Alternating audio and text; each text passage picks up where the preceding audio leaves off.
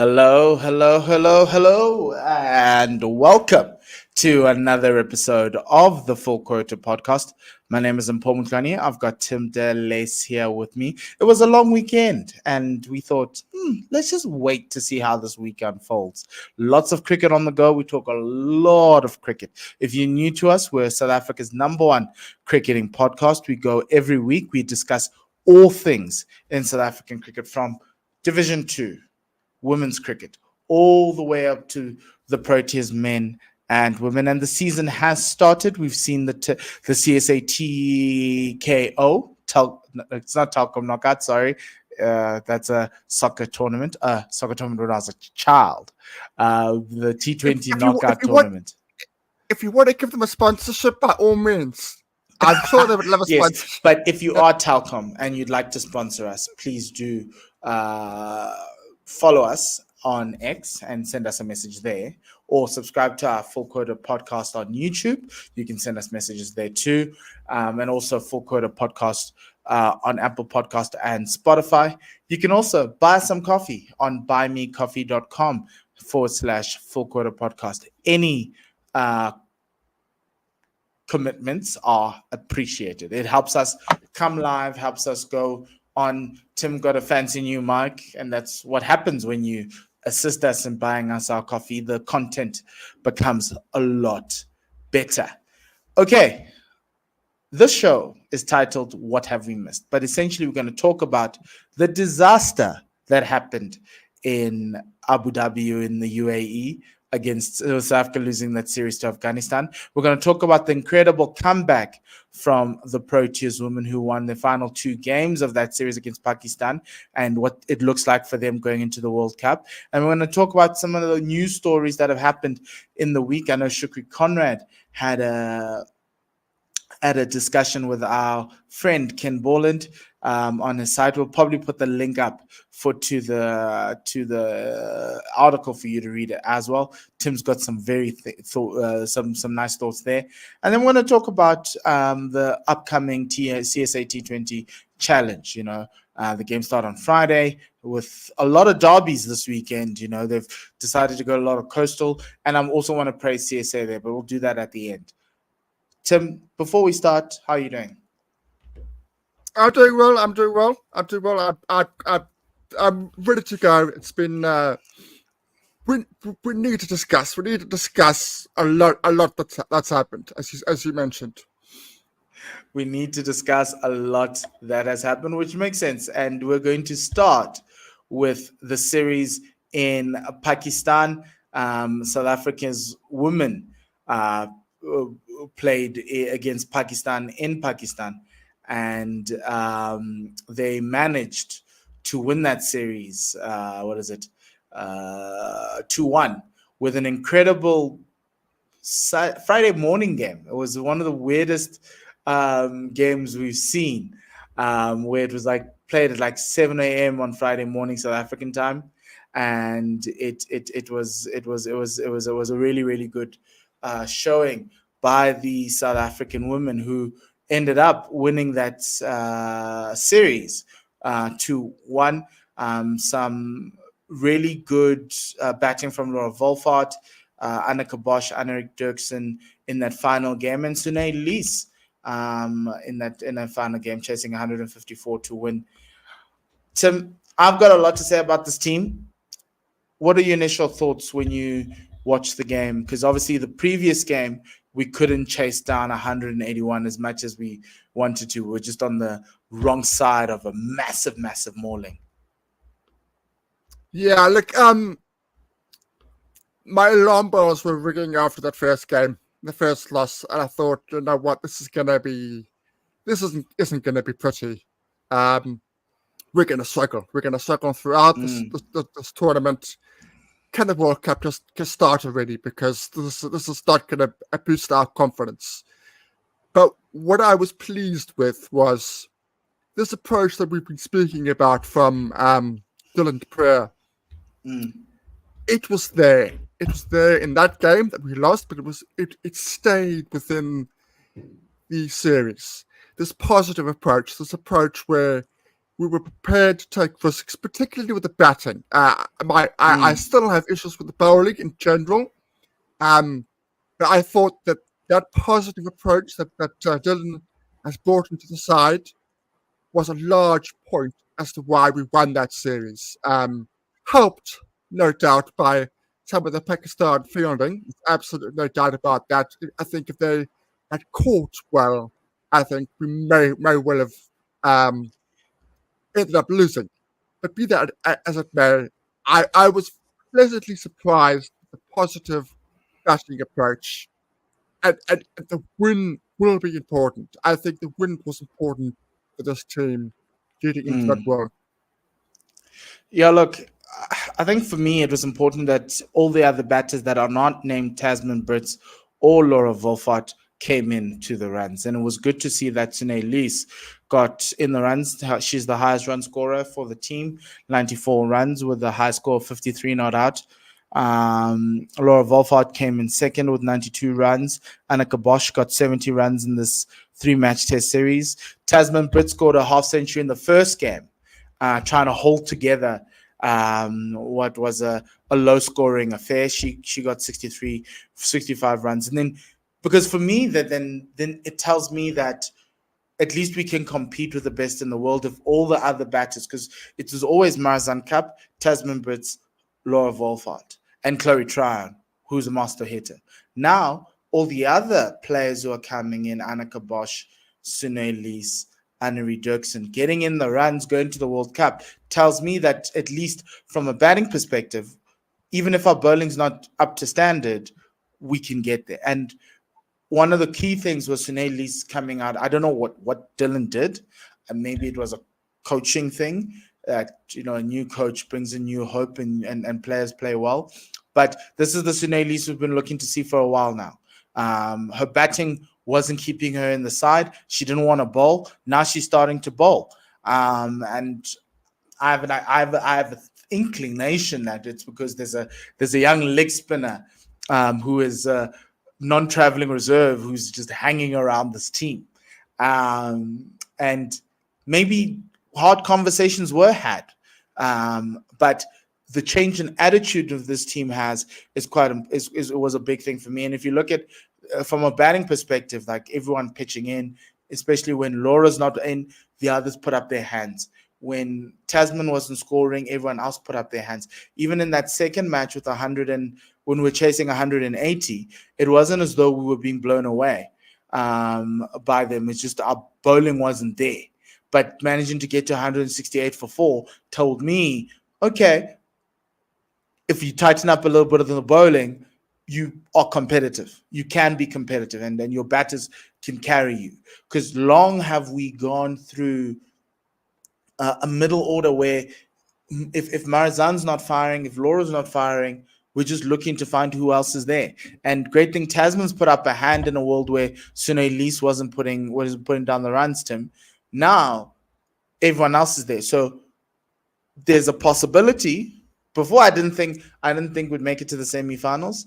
I think with the batting that is coming into form and the positive intent of this team, there's a very, very big possibility that we could get into the semi-finals, but just on one side. It's now reminiscent of the men's, not reminiscent of the men's side at the last World Cup. Bowling was okay, slightly better than the women's team, but their batting was what got them in. It was feast or famine at times, bowling first, batting second, but there was a reliance on the fact that if we were going to get far in this T20 tournament at the World Cup, our batters had to come through. Our bowlers became like probably the top 3 fast bowling attack in the world, and so that's where I saw it. But if you look at the bowling from this women's side, right, I think there are a couple of things that I was noting, right.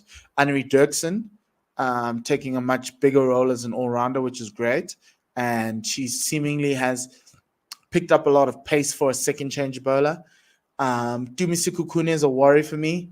Well, no, I rephrase that. Is no longer a worry for me.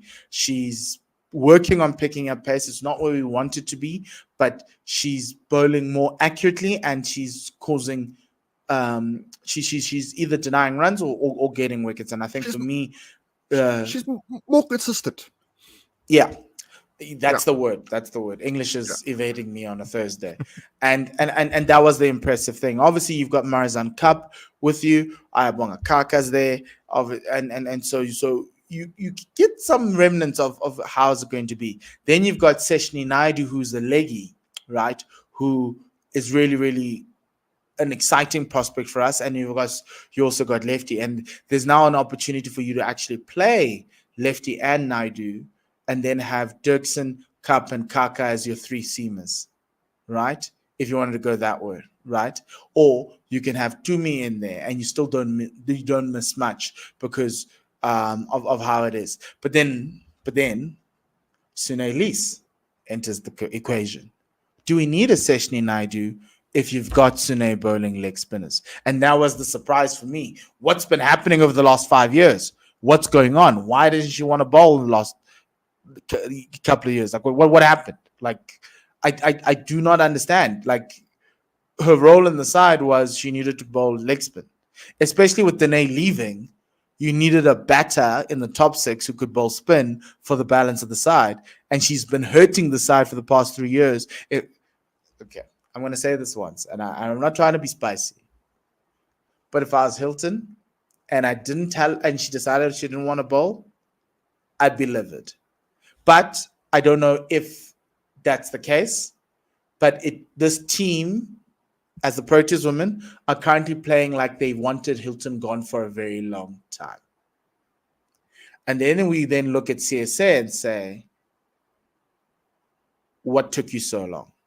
Because I feel like we've lost 18 months of this team, and we've lost the games that we could have gotten in the World Cup. But this team gives me hope. A little bit of hope. And I hate this. This is a South African team going to the World Cup. I hate this. But I have hope now. No, I agree with everything you said. I agree. I think we do need to move forward, but I do think you make valid points in that. I do think certain individuals, I think their career is definitely stalled. Sune is one of them, and that's sad. That's sad because we may have won the World Cup. We may be sitting here now talking about defending a trophy. You know, that's that is a sad point. But I like what Dylan has done. I'm positive about the approach. I'm excited. I'm excited for the World Cup. So it'll be very interesting to see.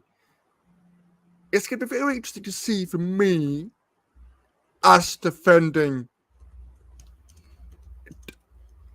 mid totals, not big totals, mid totals. I still have slight issues with the bowling. If we can defend mid totals, we've got a genuine, real chance of going all the way. Touch wood. And that's going to be the thing about this team is the 150s, the 140s. How are you going to be able to defend that competitive total with the bowling attack that you have? But my assumption is obviously we didn't see Ayabonga Kaka. She'll be fit and ready for the World Cup, and will be able to just looking at the side. I think Aya's not. Oh, she is. Yeah. So Aya comes into the side that bolsters the bowling. Tumi's a good reserve. And then obviously if you want to go two spinners or one spinner, Tumi comes in when you swap with Seshni or Mlaba. Or you can then rely on Sune to help you, and then you can figure it out. Because the great thing about this women's team is everyone does, especially a lot of the batters outside of Laura and Tasman, everyone else from then on down does something. And Annika Bosch, but Annika can also bowl a little bit. She bowls quite a heavy ball, but she can bowl too, right? I wouldn't want her to bowl. Like if she starts bowling, you're like, okay, something's going wrong. But there's something's going wrong. Yeah, but she can't. You know, she can't. It's like right. They're like the Durban Super Giants, right? You must always have another skill. You know, you can't just be a batter. You must either be juggling a ball or something. And that's what this Proteas side, especially from that number 3 to number 8, and I'm including Sinalo Jafta in this, second skill. And the key thing for me, a couple of things, to be doing well is how well Sinalo Jaft is batting. Shouldn't get a lot of opportunities. This is what this World Cup's going to come down to me, and how well she's bowling. Mlaba and Naidu, what our spinners can do in terms of controlling the middle overs, and obviously outside of obviously the superstars, but those are the people. If those people are playing great cricket, which is what they've done at the last in Pakistan, you could find yourself in a very good position. So it's just being able to figure out what this team looks like and how it's going to be. Okay, let's move to the men. The men did something that was frustrating, but we know how they are. I don't know, Tim. I'm going to start here. South Africa, the Proteas men decided to, and I'm going to say decided because there's nothing. I don't know how to answer this. Right? The Proteas men decided to lose a series, their first ever series against Afghanistan, and I say decided because it feels like we are repeating the same thing over and over again somehow, and this is the feeling that I felt that morning at 2 a.m. when we bowled out Afghanistan for 69 or whatever it was. And I sat there going, this game's not over because I know who this team is. And this team decided to show me who they are in the longer format of the game. In the 50-over game, all their flaws were exposed against spin. Mystery spin mostly. Actually, no, it's orthodox spin. But they still just all exposed. The first game, Afghanistan bowling South Africa out for 106, winning by 6 wickets. Second game, Afghanistan then said, oh no, we can bat too, 311 for 4. But South Africa bowled out for 134. Third game, South Africa finally did something. They bowled Afghanistan for 169. But it was squeaky bum time for us to get to the 170. But again, and I'm going to caveat that game we won, those runs those people scored shouldn't count. Why? It does. It's in a game that does not matter. And you can then come and tell me, Tim, no, but this ODI series doesn't matter. You said we shouldn't matter. Exactly. But then the performances on the field are just so bad. Our batting, it's like these guys left their batting brains at home. I can't fault the bowlers because there's nothing that they could have done. Okay, second game, they just got talked everywhere. But why must we, every time we play a subcontinental side, we must get embarrassed like this? Especially when a team has a spinner who can do some things. Remember when last year, 2 years ago or last year, when Bangladesh won their first ever series at home? Well, in South Africa. And they just took us to the sheds. I don't know what's going on with this team. I don't know what's happening. But if I'm Rob Walters, I'd be very worried for my job right now. Yeah, I agree. I agree entirely. It's going very differently to what Jordan de Pere is doing with the women. It's going very, very differently. And it's the same old issues. The go-to play for South Africa to spin is to play back. That's been the go-to. Since they did that when they went back and across to Murali in the early 2000s, which worked a dream with Klusner, that's been the go-to. Right, okay, we play back and across, we play spinners off the pitch. You can't do that when they bowl as quickly as Afghan spinners bowl. They bowl much, much quicker than the average spinner. You can't do that.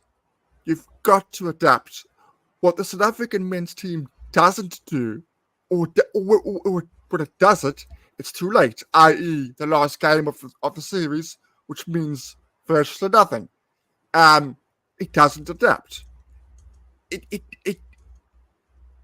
Most teams, when they would come up against Afghanistan, I think would have struggled in those conditions. I put a caveat out there.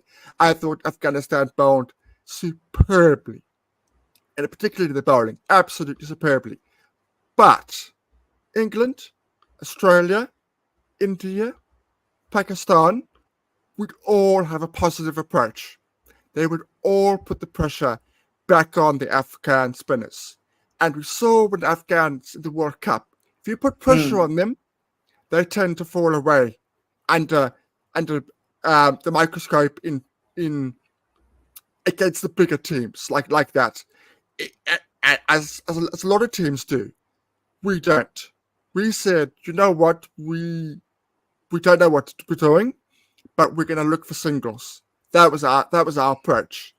And the more we played into the hands, the harder it got. The harder it got, the uglier it got for us to see. I have a huge issue with the way they went about it. Right through from, look, I like it when somebody's honest in a press conference.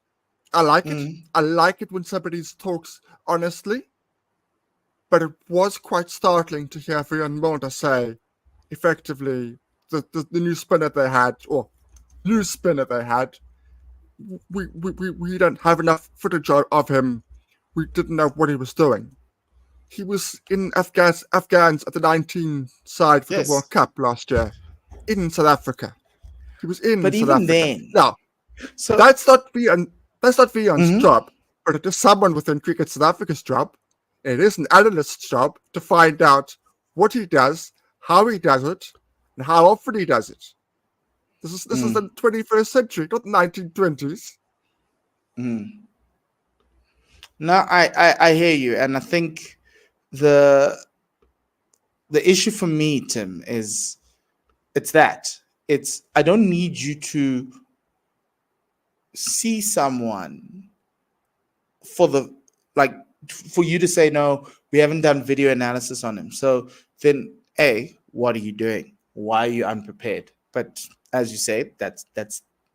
But the other thing is, okay, surely you as an athlete, when you arrive at a game and someone gives you something different, you need to be able to adapt and adjust. And I feel as though South African cricketers are the worst sportsmen at adapting.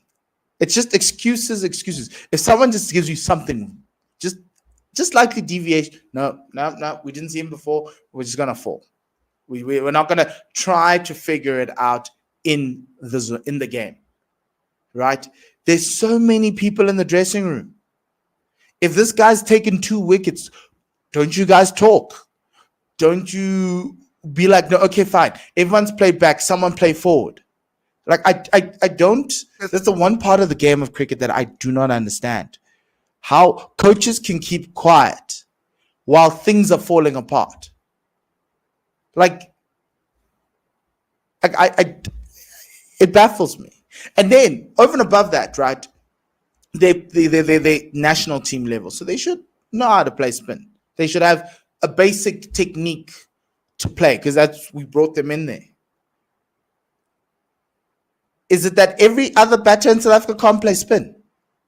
Is that everyone who comes out of South Africa, that's the part of the game they've left out, right? We can play fast bowling, we can play short pitched, we can play fuller length balls, we can deal with orthodox left arm spin, Keshav. We can do off spinners, we can do that. But if someone's just slightly different, you don't have a technique, you don't have a processing ability to do this. All I'm going to say, these people are soft. It's fine. It's okay. South African cricketers are soft. It's what it is. I look at the Springboks, right? Everyone was laughing at the Springboks this weekend because they lost, right? They had to adapt. Why? Because at minute 10, Argentina turned on the screws. Argentina went left, right, right through all of them. And then at halftime, they adapted. Somebody said something. Somebody said, what's going on? If you watch Chasing the Sun, someone at halftime is like, yeah, what's going on? The protesters will be like, no, obviously we don't have halftime in cricket. But you guys are sitting in that dressing room, watching guys walk in and out. And you don't be like, whoa, guys, come in. Let's have a team talk. What's going on? What's happening out there? Coach, ask yourself what's happening out there. I'd be like, maybe I would never be a coach because I'd meddle in everything. Yes, I'd meddle in everything. Before you went out to bat, I'd be like, remember, please don't play back. If you do, I don't want to see you again in this dressing room. Right? Like, you know what? It's fine. All I want to say is it's an embarrassment. I did say we shouldn't care about this, but again, like the West Indies, we're embarrassed. Guys, where's the dignity for us as South African fans? Like, do they, like, they just purchase sportsmen and that's it? No, we shouldn't ask them to do anything else. Okay. That's fine. There's nothing more I can say about this. There's no one I want to talk about who's done well. There's no one I want to highlight who's done well throughout the series because, quite frankly, they did not want to be there, and you saw it. And so, unless if they came to the press conference and said we did not want to be there, we're protesting along with everyone else in the world against the treatment of women in Afghanistan, then we would have understood. But they chose to go out there. They chose to sing national anthems. They chose to actually apply themselves. And then you're sitting there going, but actually you guys don't care. You really don't. Because if you did, you'd have done your homework. And I don't want to sit on the fact that you underestimated Afghanistan because this is a pattern now with South African cricket. We arrive at tournaments underprepared. We're now arriving at series underprepared, being surprised by teams like Bangladesh and Afghanistan. You got surprised by Bangladesh at home, but you didn't learn from that. You went to Afghanistan knowing that they were going to come up with mystery spinners, and it didn't work out. After game one, when you were embarrassed, you didn't go to the under-19 coach and say, hey, you've seen this guy. What's his deal? How do you play him? Because somehow the SA under-19s played him quite well, having seen him for the first time without any videos. But anyway, I know nothing. I'm just a person in the media. That's who I am. But I sit there and you want me to watch you. You want me to support you. But then you don't even do your homework. That's me, Tim. But no, but they hit it nail on the head. I don't think there are any positives to take from the series. I don't think there's anything that's positive. You're right. We said that from a fan perspective, it's not the end of the world. I think for Rob, it's very, very damaging for Rob.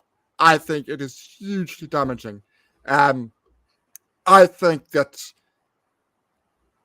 irrespective of what happens against Ireland, it's actually, as far as I'm concerned, irrelevant. He's got a lot to work on at the moment, and I think he needs to make some harsh decisions post the Ireland series. I don't know if he will, but I think he is a naturally, to me, he seems to naturally... What harsh decisions does he need to make?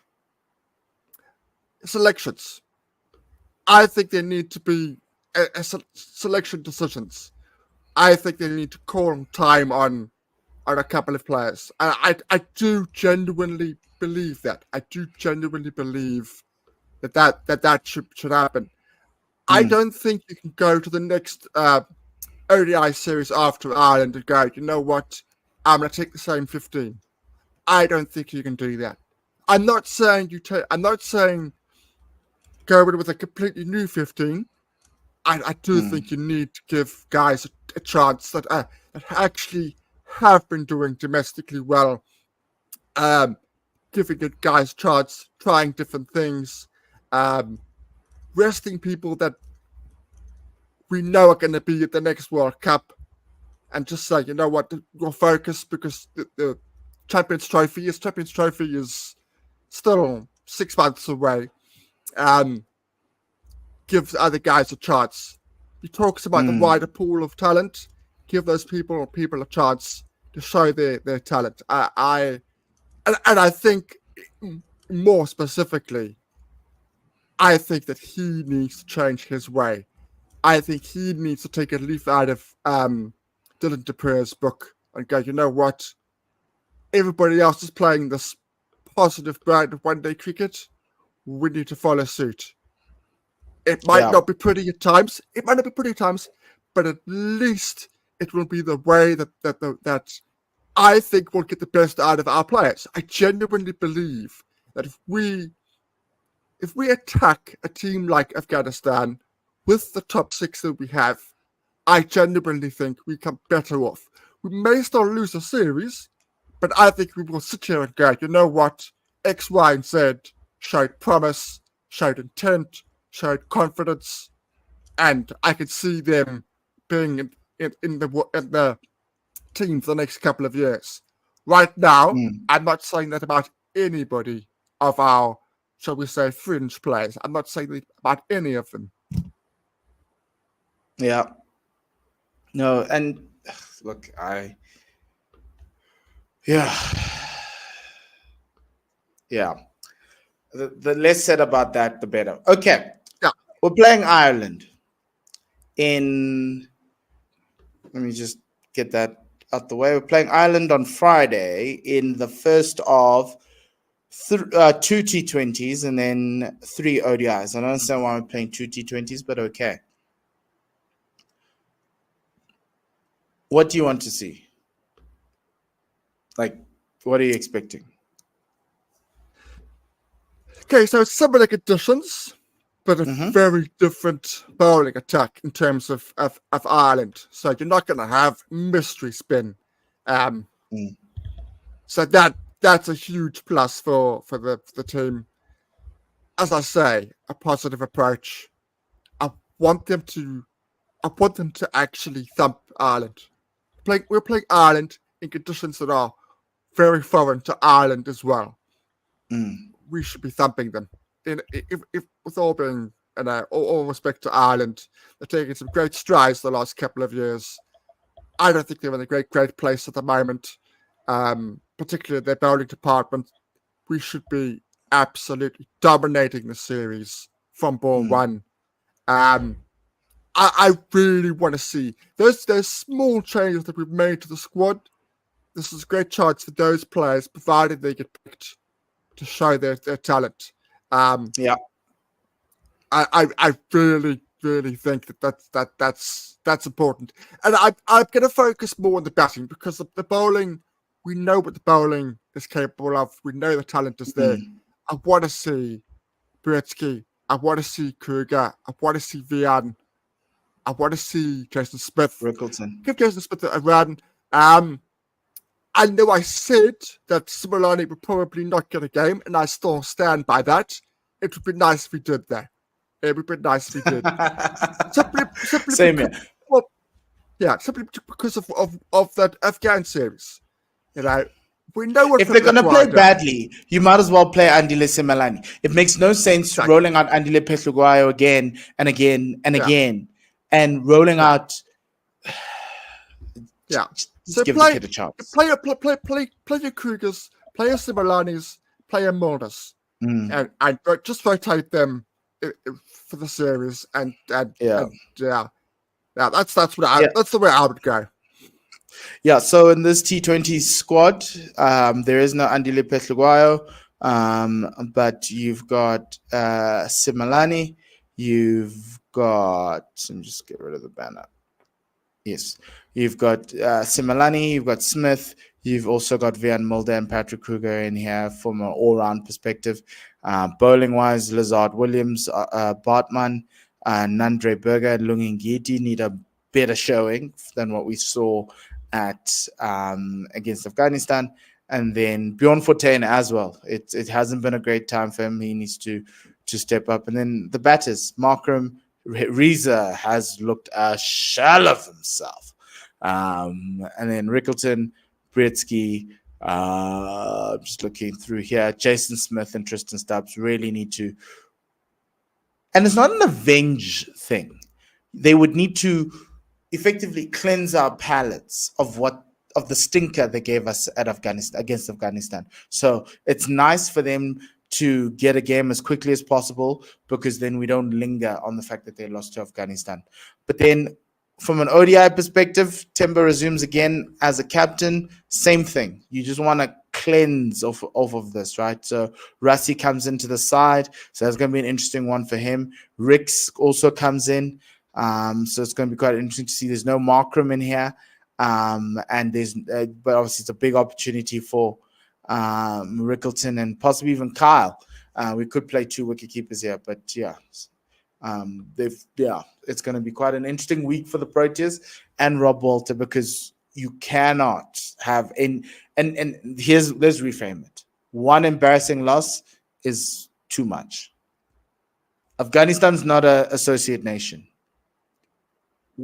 We should have lost a game. We shouldn't have lost the series.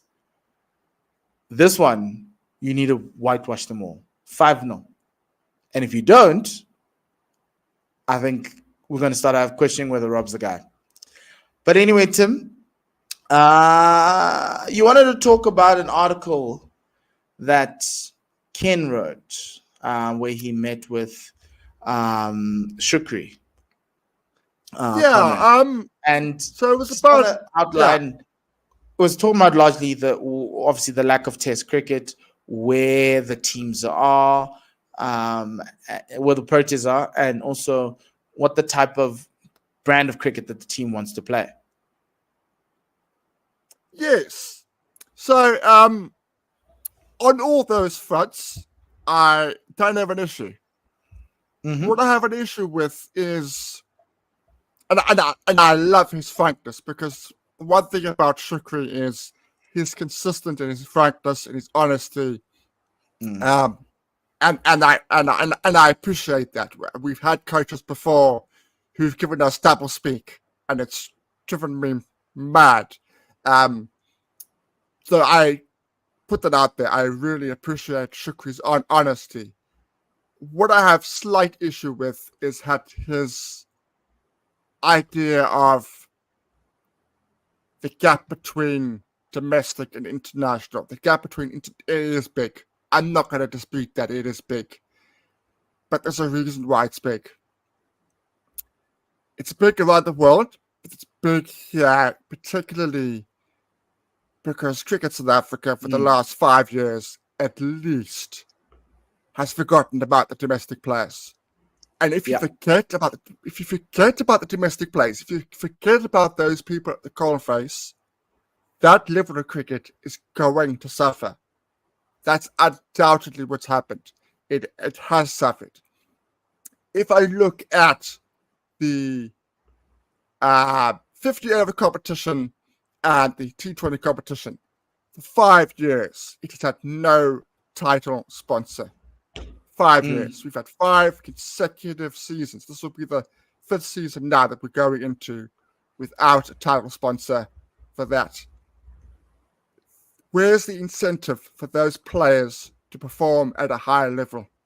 Where is that incentive when the remunerations are already not great, particularly if you look at Division 2. The 4-day competition, this was quite surprising to me. It last had a sponsor COVID times. So it was the last one that Sunfoil, Sunfoil series. So it's surprising for me that the longer format was the one that suffered. I was told 2 years ago, sponsorships at the pipeline. Now, this was before Shukri got involved, so that, it was 2 years ago, but it was still 2 years ago. That to me is a very long pipeline. That is a very, very, very long pipeline. My only question with this is, especially sponsorship for the domestic game, the only fixtures that are on TV are a handful of T20 Challenge and one-day cup fixtures and the final of the 4-day series. What does a sponsor get in sponsoring domestic cricket in South Africa? Because and this is my fight in terms of the broadcast rights. I understand the Proteas are a standalone entity. I understand CSA is using the Proteas to fund the rest of cricket, and that's fine too. But is it not time to separate domestic cricket out of things? Because what we've done is we've allowed a broadcaster, SuperSport, to dictate to you what they want. And in dictating to you what they want, they've killed the domestic game, especially in the longer format, where we are going to get a generation of kids who are going to be playing T20s. SA20 auctions happening in a week's time. That means everyone's going to be focusing on that. We've got SA20, which we gave, now there's a separate pot of money outside of thingy that comes back into CSA, which is fine, get 50 million rand. But have we given up on domestic cricket as a viable product? And I think CSA is looking at domestic cricket as just a funnel for the Proteas, which is why you'll have the chasm between domestic and international. Why? Because there's no money at domestic cricket. There's no incentive for the Proteas who are contracted to play for their franchise, because technically CSA pays their salaries. They don't get paid by the Lions. Those that get paid by the Lions are effectively on a ticking clock of about 10 to 12 years of playing professionally and seeing what you can do. But you always have an eye on the outside on what you're going to do after the game, because you can't effectively retire off of the money that you get from the game, similar to what some of the rugby players can do now and some of what the soccer players can do now. And the question for me is, has CSA done a disservice to the domestic players in not fighting for the fact that the domestic game must be a private entity, privatized separately outside of CSA, that can grow the game, that can get sponsors, that can fight with SuperSport and ask to be put on TV, so you can get sponsors to fund this thing. I know it's a lot, and I think you could get around. You need about 250 million, to probably 200 to 400, 204, probably 400 million to cover the entire domestic game. It's a lot of money, but we need to try some way. The other thing for me with South Africa and everyone else, and I've always thought South Africa was in the sweet spot. We're never the big three, but the big three wanted to play us. Now the big three does not want to play us. They don't want to come to South Africa to play Test cricket. And that is an indictment on where South African cricket is going. We are going down limited overs cricket and T20, and that's fine. I'm okay with that. But these are the consequences of doing that. And the only time CSA posts a profit is if they play a test match. If India comes to South Africa and plays a test match, what you need to do is need to make sure that in every 4 years, in the 3 years that isn't a World Cup year, you must be hosting Australia at home, you must be hosting England at home, and you must be hosting India at home. They should be tired of playing each other, but if they're not, then that's the issue. But so for me, I understand that. But I'm not. I just they're going until there's sponsorship in the domestic game, until they separate the domestic game, because the PSL is separate from SAFA. The rugby is different because everything's run through SARU, and CSA is using that. I'm saying maybe go to the SAFA route and see if domestic cricket can be a viable entity, even if it's viable on YouTube for now. Let's see how far YouTube can go. They are not fully throwing everything at this YouTube product because CSA it doesn't want to upset SuperSport. But the only way you can make more revenue is figuring out a way to make money out of the things that SuperSport does not want. And you've got SABC who can pay you something. They're not going to pay you the full thing, but you need to figure out ways, and you need to do a test. They feel as though that they don't want to do the test because SuperSport's the only cash cow in town. And if that's the case, this is what's going to happen. Domestic cricket's going to die and die and die. We're not going to get 10 games. We're just going to be sitting there on the side just watching this. And fundamentally for me, you need to have 4-day cricket on TV. You really need to have 4-day cricket on TV on SuperSport. You really do. If SuperSport is able to show schools cricket and school sports. I just watched Michael House at White's in a long format game yesterday on television. I could watch it, no problem. Michael House, schools cricket. If I could watch that, then I should be able to watch Western Province against the Lions at Newlands in a 4-day game. That's always going to be my argument. That's always going to be my argument. I am not asking you to show every single game. They don't show every single game in England. I am asking for a proportion of games more than we are getting and we're getting 0 of that longer. Look, if it's 42 games a season, so here's my thing, right? So this is the thing. The product on TV, yes, it's made better by fans, but fans don't make the product better. It's what we're seeing in the square, right? On the field. Yeah. I understand it costs a lot of money to have trucks there all the time. You don't have to have trucks. We've figured out this whole pitch vision thing now and these small roving cameras, right? 42 games, at least 20, there's 7 weeks of cricket, of 4-day cricket. Yeah. 7 games. Pick one game. It can be on the Highveld. You can be like, we're only broadcasting games on the Highveld. Pick one game a week and put it on. They are flighting repeats. And then tell CSA to go find the sponsorship and go sell it. Because then you've got something. But until people can't see 4-day cricket on TV, and the fact that you're pushing them to YouTube as a solution tells people that you don't care about it. We know what we need to watch. People will watch SA20. People are going to watch the T20s against India. Why? We care about them. No one's going to watch the test matches against Sri Lanka in November. Why? We're at work. But you're not giving me an incentive to go to the Wanderers or leave Durban and go to Kingsmead and watch the game, or go to Gqeberha and watch a bit of a game. There's no incentive because I'm not even watching the guys in the 4-day series. Jason Smith comes into the team. We are here explaining to people what Jason Smith is, but people can't see Jason Smith on TV. They're watching them on YouTube. You don't care about the sport. All you care about is the money that you get from the Proteas, which is fine. And if that's the case, don't be surprised when Afghanistan hoodwinks you in an ODI series, when Bangladesh takes you out in the World Test Championship. Like, I'm not shocked. I am not shocked. But well done on getting the profit, CSA. Really, really well done. Yeah. Sports is non-profit. I agree. To me, sport is non-profit, right? You should, whatever revenue you get, you should be able to utilize. So the fact that they got 815 million in profit, to do what? To do what? The players aren't getting paid more.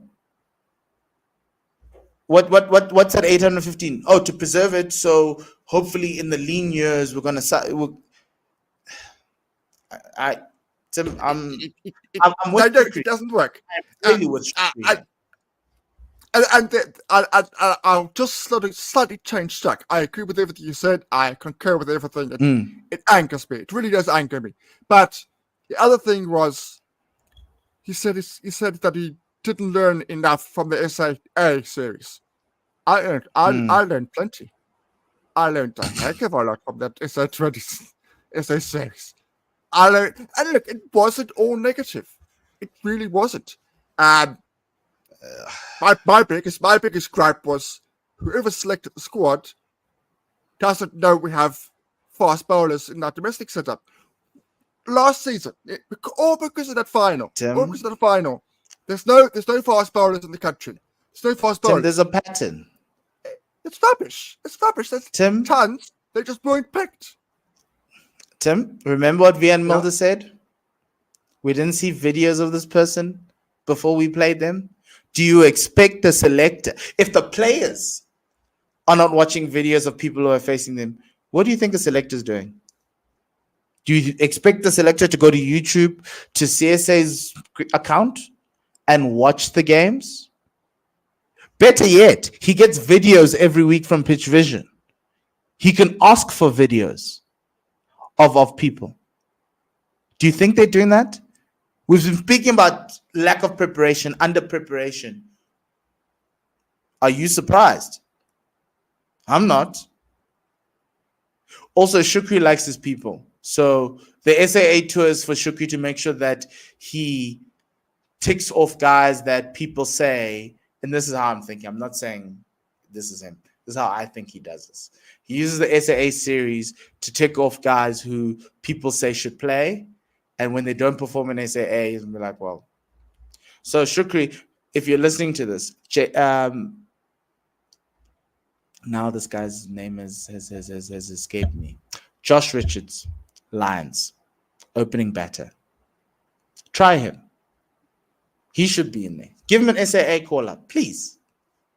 It wouldn't hurt. You can do that. But we're back here. We are back here again. People are picking in South Africa, are picking people on names and reputation. It's the same argument about Aiden Markram. Aiden shouldn't be in that ODI squad. He shouldn't be.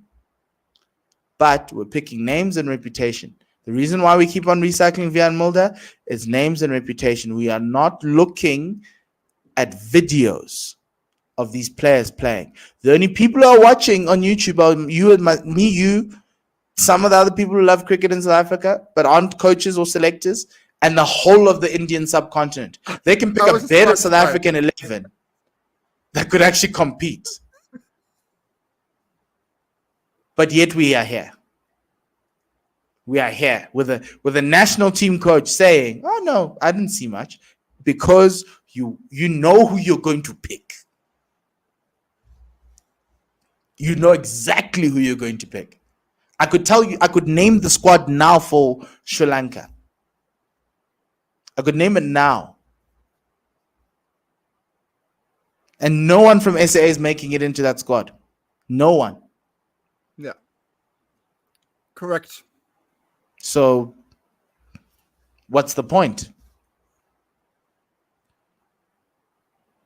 Well, it's a stopgap, isn't it? It's yes, but Tim, because we don't have international cricket. If we are sitting here saying CSA does not care about domestic cricket, and we're talking about that, do you think they care about SAA? No. Do you think the players know that CSA doesn't care? No comment. So, like, Tim, I'm like, it's a format that we're playing based on tradition. Yeah. Exactly. Yeah, it's sad, but anyway, okay. Let's go through some of the CSA T20 before we go off. Right. So we've had the CSA T20 knockout has started. That's a Division 2. So I just want to run through quickly because no one's going to be talking about this. We're the only ones to do this. Okay. It started with the Eastern Storm playing against the Northern KP. They won by 1 run that game. It was an insane game. I think the two strongest teams in this tournament playing against each other. Game 1. Scheduler, well done. Chris Britz got 82. Grant Thompson got 56 for the Easterns. Mudiri Teko, who's now with Northern Cape, 79 of 52. Ernest Kim in the runs as well, 39 of 29. Game 2, Tuskers taking on the Impalas, the champions. The Tuskers put 162 for 4. The Impalas get bowled out for 89.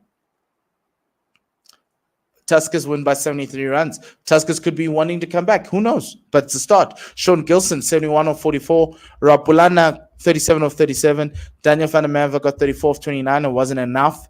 Zaire Abrahams took 3 for 17. And Sean Gilson, 2 for 13.